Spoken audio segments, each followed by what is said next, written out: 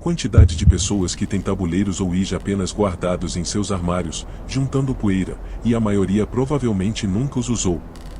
Descobri o que são os tabuleiros Ouija quando eu tinha 16 anos.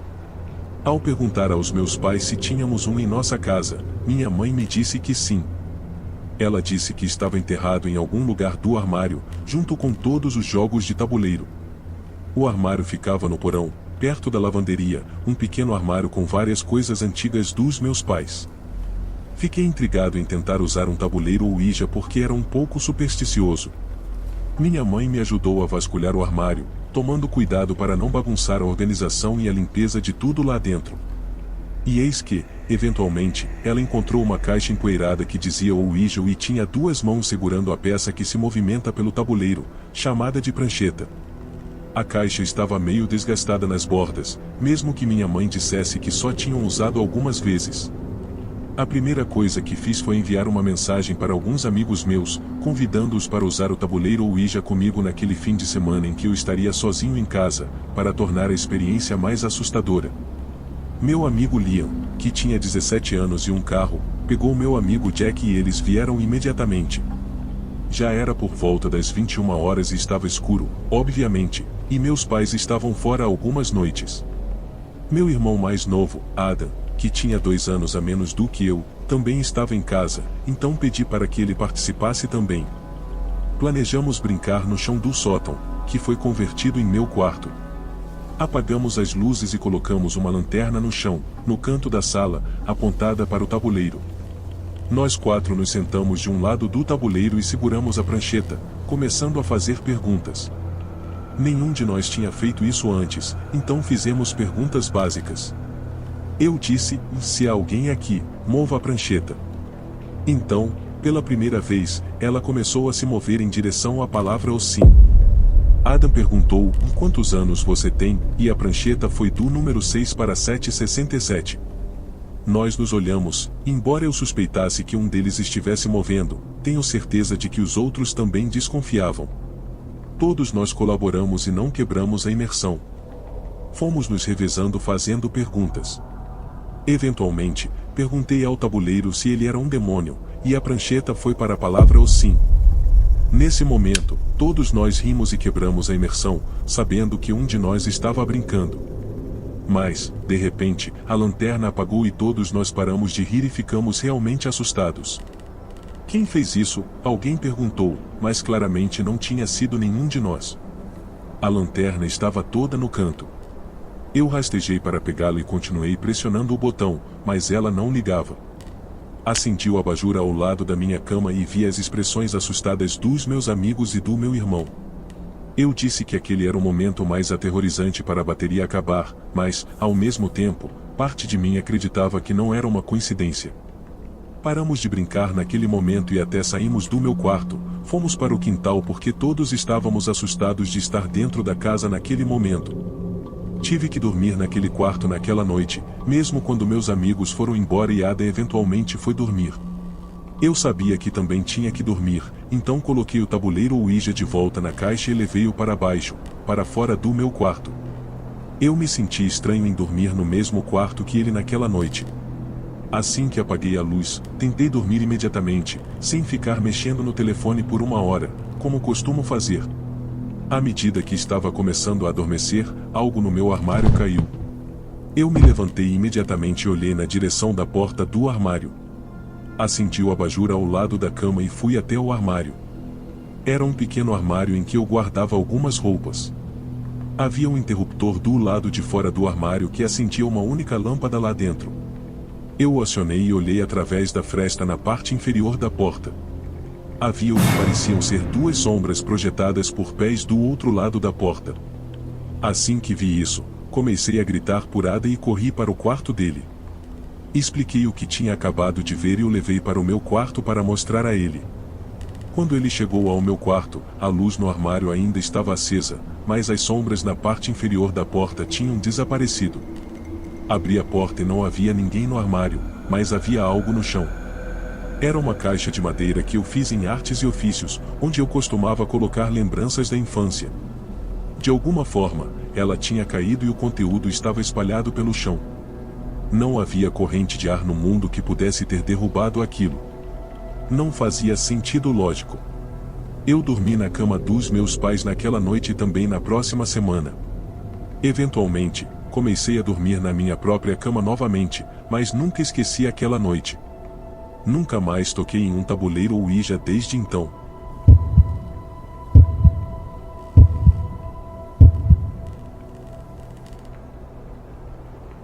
Eu nunca tinha usado um tabuleiro Ouija até os meus 20 e poucos anos. Nunca me interessei por esse tipo de coisa, mas meu amigo George estava brevemente envolvido com uma garota chamada Mandy, que gostava desse tipo de atividade. Ela era fã de explorar lugares abandonados e supostamente assombrados. Um dia, ele me convidou para ir com eles e a amiga dela a uma casa abandonada, que supostamente era assombrada, a cerca de meia hora de carro. Ele me garantiu que a amiga era bonita para me convencer a ir. Como eu não tinha nada para fazer naquela noite, aceitei. Sabia que estaríamos fazendo isso tarde da noite. George me pegou por volta das 23 horas e depois fomos buscar as garotas em um parque. Eu já tinha conhecido Mandy uma vez, mas não conhecia a amiga dela. Carly tinha cabelos vermelhos, piercing no nariz e uma tatuagem na manga do braço direito. Mandy já tinha estado nessa casa antes e disse que havia muita atividade lá, um termo que eu nunca tinha ouvido antes, mas obviamente conseguia entender o que ela queria dizer. Sorri um pouco quando ela disse isso, porque honestamente achei engraçado. Eu mesmo não acreditava no paranormal, então achei um pouco cômico. Mandy trouxe uma bolsa grande e, durante a viagem, perguntei o que tinha dentro. Foi quando ela tirou uma caixa de Ouija, e depois uma vela. George disse, vá, essa é a surpresa. Aparentemente, a surpresa de Mandy para George era que usaríamos um tabuleiro Ouija nessa casa abandonada. Vou ser sincero, aquilo não me parecia muito divertido, mas estava ali pela aventura. Mandy indicou a George onde estacionar quando chegamos perto. Era uma rua muito escura, sem postes de luz, com um campo aberto de um lado e árvores do outro. A entrada da casa estava fechada com um portão, então tivemos que caminhar a partir dali. Passamos por uma área arborizada que nos levou ao quintal da casa. Mandy nos levou até a janela dos fundos, por onde ela tinha entrado da última vez. Era um pouco alta, então tivemos que ajudar as garotas a subir e depois subimos nós mesmos.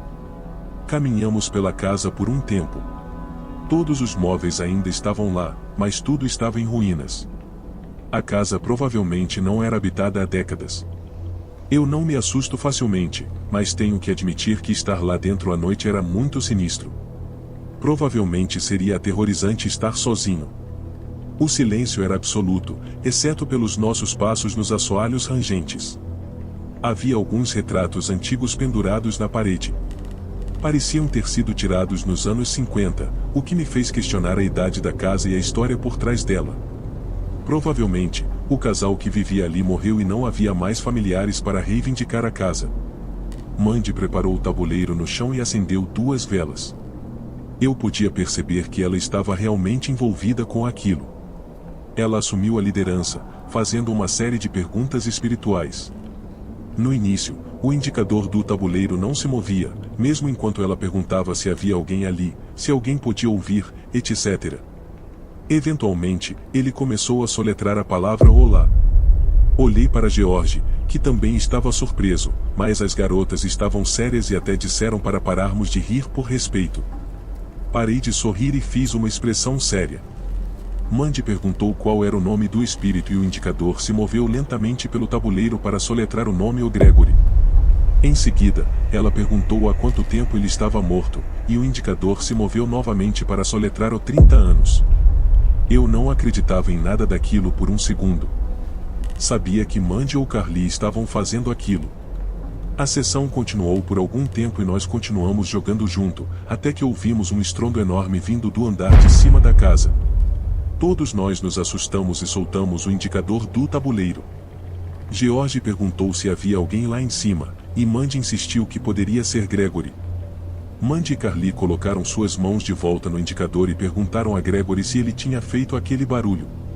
George e eu as interrompemos e dissemos que precisávamos sair se alguém estivesse lá em cima. Assistimos enquanto o indicador se movia para a palavra ou sim. Nesse ponto, George e eu estávamos convencidos de que as garotas estavam nos pregando uma peça, e que elas tinham alguém lá em cima tentando nos assustar. E então ouvimos passos acima de nós. Não havia como negar que aqueles sons eram de passos. George e eu concordamos em subir as escadas e verificar, esperando encontrar alguém tentando nos pregar uma peça. As garotas continuavam dizendo para voltarmos para baixo, mas ignoramos e subimos os degraus extremamente rangentes. Entramos na primeira porta aberta que encontramos, era um quarto. Todos os móveis e tudo no quarto estavam extremamente deteriorados, e havia uma porta bem no canto do quarto, provavelmente um armário. Estava entreaberta, e cochichamos um para o outro que achávamos ter ouvido algo vindo de dentro. Coloquei o dedo sobre os lábios para pedir silêncio, e ficamos ouvindo. Foi quando ouvimos claramente uma respiração atrás da porta. Nós dois saímos rapidamente do quarto. Descemos correndo esperando encontrar as garotas ainda na sala de estar, mas elas tinham desaparecido. As velas, o tabuleiro Ouija, tudo estava lá, apenas havia escuridão na casa agora. George tentou ligar para o celular de Mandy várias vezes, mas ia direto para a caixa postal. Parecia que ela o bloqueou. Não encontramos nenhum sinal das garotas em lugar nenhum. Entramos rapidamente no carro e dirigimos para casa. George nunca mais teve notícias daquela garota. Eles só saíram juntos 2 vezes e ele não sabia onde ela morava ou qualquer informação sobre ela. Nós criamos nossa própria teoria maluca de que elas estavam tentando nos aprisionar de alguma forma, e os passos que ouvimos no andar de cima eram de alguém conhecido delas tentando nos assustar. Também é possível que elas nunca tenham saído da casa e estivessem se escondendo em algum lugar lá dentro. Os mais supersticiosos poderiam acreditar que realmente conversamos com um espírito naquela noite, e que algo mais sobrenatural estava acontecendo. Mas, pessoalmente, continuo cético em relação a tudo aquilo. Ainda acho que foi uma brincadeira elaborada das garotas para nos assustar.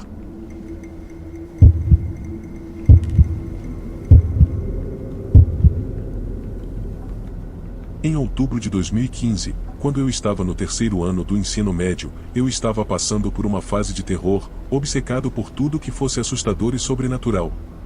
Com o Halloween chegando, eu também estava lendo muitas histórias assustadoras sobre tabuleiros Ouija e as experiências das pessoas com eles. Minha curiosidade foi despertada e, por isso, encomendei um tabuleiro Ouija pela Amazon. Quando ele chegou, esperei por uma noite em que nossos pais não estivessem em casa para usá-lo. Consegui convencer minha irmã mais nova a experimentar comigo. Estávamos sentados à mesa de jantar, com as luzes diminuídas, segurando o plant sheet.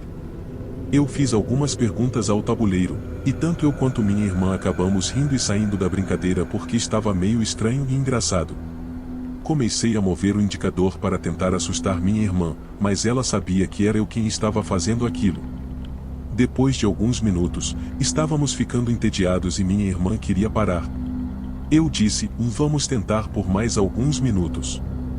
Depois de esperar um pouco mais, sem que a peça se movesse como se fosse guiada por uma entidade invisível, decidimos desistir. Minha irmã foi para o quarto dela e eu fui para o meu.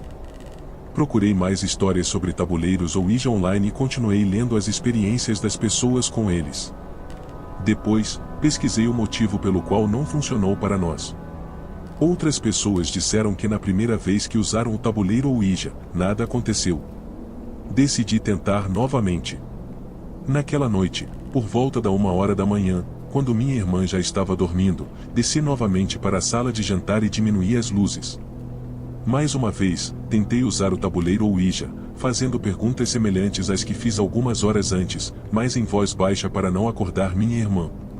Segurei a peça com as 2 mãos, esperando que ela se movesse, mas ela nunca se moveu.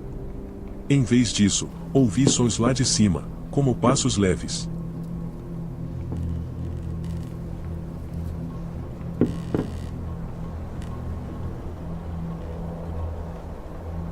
Poderia ser minha irmã.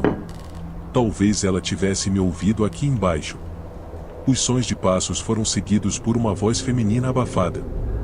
Não parecia exatamente a voz da minha irmã, e a voz vinha diretamente de cima, do quarto do meu irmão mais velho, que estava na faculdade. Minha irmã não estaria lá dentro. Subi as escadas silenciosamente e ouvi a voz ficando mais alta à medida que me aproximava do quarto do meu irmão. A voz vinha de lá.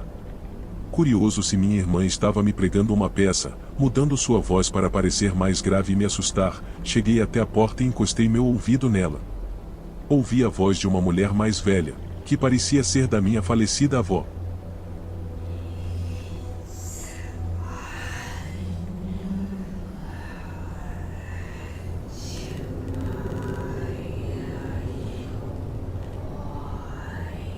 Não sabia como minha irmã poderia fazer uma voz assim. No começo, não entendi o que estava sendo dito, até perceber que a voz continuava repetindo: "A vovó está aqui, Georgie." Era a voz da minha avó morta. Cada pelo do meu corpo se arrepiou. Abri a porta e acendi a luz, mas não havia ninguém lá dentro. A voz havia parado. Corri para o meu quarto, fechei a porta e a tranquei. Me enrolei debaixo das cobertas, sentindo a sala girar ao meu redor. Não conseguia formar pensamentos racionais sobre o que acabará de acontecer. Era tão vívido que não poderia ter sido apenas imaginação. Quando me acalmei um pouco, fiz uma oração antes de tentar dormir, ou pelo menos tentar. Passei a noite toda acordado. Até hoje, 8 anos depois, ainda me lembro dessa noite com clareza.